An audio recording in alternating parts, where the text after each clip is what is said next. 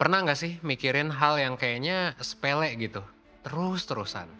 Entah itu misalnya kita mencemaskan karir setelah lulus kuliah, hubungan percintaan yang masih gitu-gitu aja, atau skripsi yang banyak banget kendalanya. Dan ya berbagai hal lain yang mungkin sering kita pikirin. Overthinking lah ibaratnya. Mikirin hal kecil yang menyita waktu lo mungkin sampai bisa bikin lo nggak bisa tidur.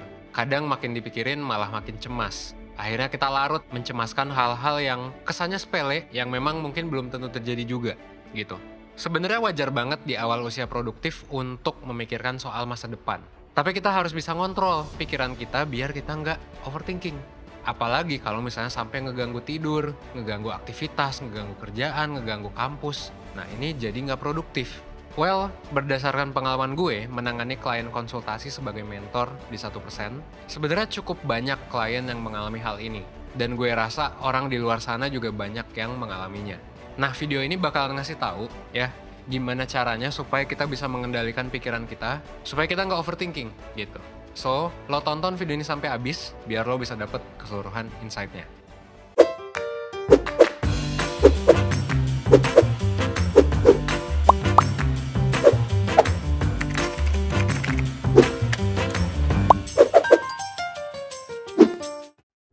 Mencemaskan suatu hal bisa bikin kita frustrasi kalau kita nggak bisa mengendalikan kecemasan itu. Seringkali pikiran dan perasaan negatif justru yang mengendalikan diri kita. Nggak jarang, hal ini malah ngebuat kita merasa terjebak dalam suatu pikiran, sikap, atau kepercayaan tertentu, yang akhirnya malah bikin pandangan yang buruk terhadap diri sendiri. Nah, hal-hal itulah yang disebut sebagai distorsi kognitif, di mana seseorang tuh hanya fokus pada hal yang negatif aja gitu. Hal ini bikin kita nge-label diri sendiri negatif. Nah, ketika kita nggak bisa ngelakuin suatu pekerjaan aja, langsung kan bilang tuh kan gue emang negatif, nggak punya keahlian apa-apa, gue emang bodoh, dan lain sebagainya. Jadi, menggeneralisasi secara berlebihan terhadap suatu hal yang terjadi, gitu. Padahal, masih banyak pekerjaan lain yang memang mungkin belum kita coba. Jadi, terkesan punya pemikiran yang kaku, gitu. Karena negatif banget, yang akhirnya bikin kita ngerasain suatu hal yang namanya psychological inflexibility. Atau kayak kesulitan untuk sadar secara penuh dalam realita yang terjadi. Akhirnya ini membuat kita tuh nggak sadar bahwa ya memang kita tuh lagi berkembang. Sebenarnya wajar gitu buat ngelakuin kesalahan, cuman ya kita aja yang seringkali negatif banget, akhirnya overthinking. Nah, untuk mengatasi hal yang negatif ini kita bisa menggunakan yang namanya ACT, atau Acceptance and Commitment Therapy.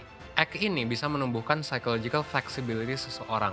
Bikin diri kita jadi lebih fleksibel, jadi lebih oke gitu. Yang nantinya kita punya kesadaran penuh dan bisa dengan mudah nyesuaiin perilaku kita dengan nilai yang kita miliki, dengan keinginan kita juga.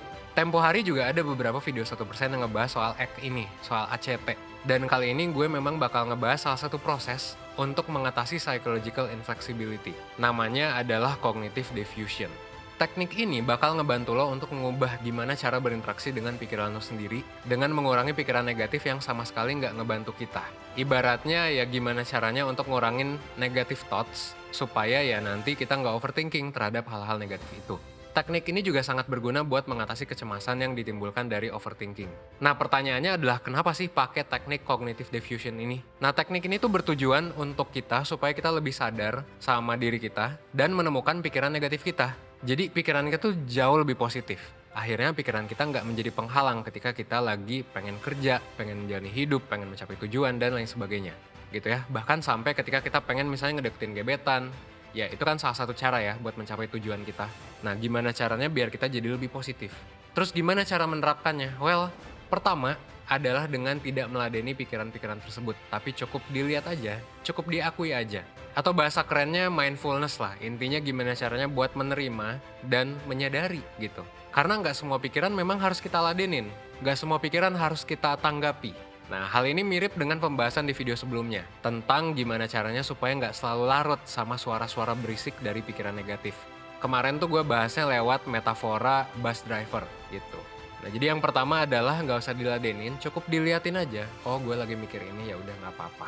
Kayak gitu ya. Cara kedua adalah pelan-pelan lepasin aja. Alias ikhlasin aja semua pikiran lo. Nggak perlu ditahan-tahan, nggak perlu untuk diilangin ya. Karena nggak bakal hilang. Dan nggak perlu ditahan-tahan juga. Karena ya pikiran ini bisa jadi hanya lewat aja di kepala lo gitu. Dan kalau misalnya kita tanggepin, justru itu yang bikin kita overthinking. Ada pikiran yang memang lebih baik buat diikhlasin aja gitu, dilepasin aja. Kayak, oke, gue ngerasain ini, oke, gue mengamati pikiran ini, dan ya udah gitu. ya udah aja gitu, santuy aja gitu sih.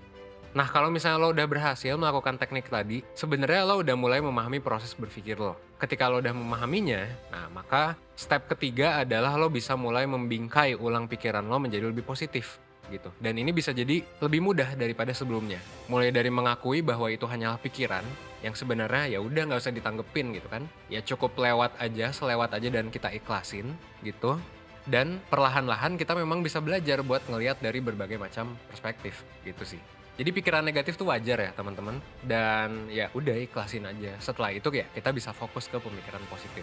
Semua orang pasti pernah punya pikiran negatif. Dan memang ini adalah pikiran yang manusiawi gitu. Tapi kalau misalnya kita udah terlalu berlarut-larut, ya berarti nggak sehat juga gitu kan. Makanya jangan sampai pikiran negatif itu terus-menerus menghantui kita, alias kita terlarut dalam pikiran itu.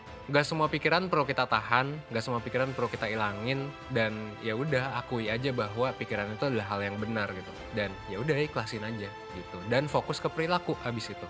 Jadi gini, ketika lo ngerasa dan berpikir bahwa diri lo ini buruk, ya coba usahain aja biar lo nggak mengamininya. Kayak lo bisa bilang, oh gue lagi mikir kalau diri gue nggak baik, ya udah gitu.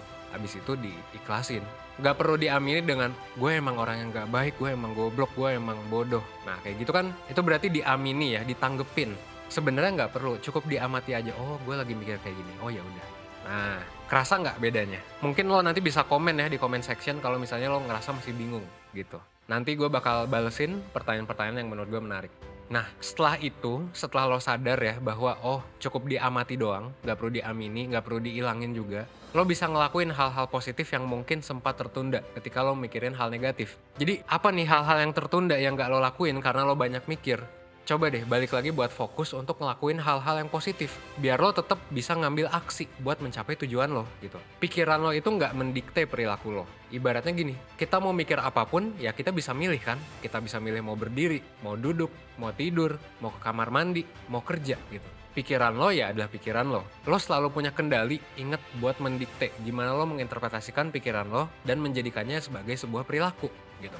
Lo selalu bisa ngontrol perilaku lo tuh mau kayak gimana. Nah, meskipun memang buat beberapa orang bisa jadi sulit. Dan ya wajar banget, karena ya kita nggak pernah belajar ini kan di sekolah. Selama 17 tahun sampai 20 tahun mungkin kita sekolah dan kuliah, kita nggak pernah kan belajar tentang hal ini.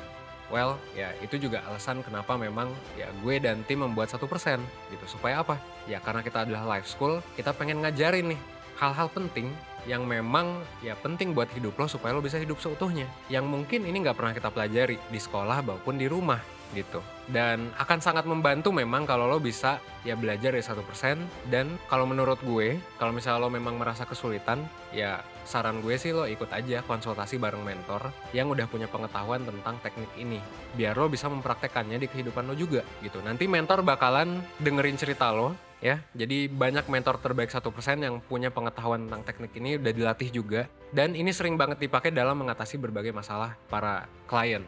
Dan ini udah kebukti efektif banget gitu. Dengan lo ikut konsultasi sama mentor, lo bisa dibantu buat menerapkan teknik ini. Lo bisa curhat juga, lo bisa lebih mudah intinya buat menguasai pikiran lo sendiri. Dan ya bisa ngobrol apapun secara one on one gitu. Even buat lo yang kayak gak punya masalah dan butuh teman cerita, ya ke mentor aja kalau saran gue sih. Kenapa? Karena ya emang kita udah dilatih buat itu. Ya gue juga kan salah satu mentor ya.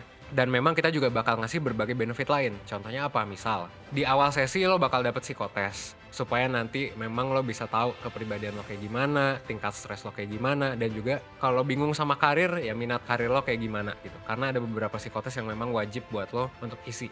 Terus lo juga bisa memahami diri lo sendiri dan bisa menerapkan praktek-praktek yang memang bisa berguna buat lo itu lewat worksheet atau lembar kerja yang bakal dikasih di akhir sesi yang bakal disesuaikan sama masalah-masalah klien gitu. Nah di sini lo bakal kebantu juga dalam memahami semua proses yang lo lalui dan ya ini bakalan bikin lo bisa hidup secara utuh gitu atau ya kalau kata 1% hidup seutuhnya. Buat informasi lebih lengkap tentang konsultasi bareng mentor ya lo bisa langsung kunjungi aja 1%.net atau ini khusus buat lo yang nonton video ini. Kebetulan kita sekarang lagi ada diskon terbatas gitu ya. Diskon terbatas khusus hari ini doang buat lo yang nonton. Lo bisa klik link yang udah gue taruh di deskripsi. Di sana lo juga bakal ya tahu sebenarnya konsultasi bareng mentor ini bakal dapat apa aja ya yang tadi udah gue jelasin dan diskon apa aja dan promo spesial juga gitu ya. Gue ingetin sekali lagi sih memang kita sangat bisa menguasai pikiran kita sendiri. Bukan pikiran kita yang menguasai perilaku kita gitu, oke? Akhir kata ya semoga video ini bisa ngebuat lo belajar ya dan berkembang menjadi lebih baik seenggaknya 1% setiap harinya. Dan kalau lo ngerasa lo bermasalah atau lo ngerasa butuh teman cerita, ya gue tunggu lo oke di layanan konsultasi bareng mentor di 1%. Oke? Sekian dari gue Evan dari 1%, thanks.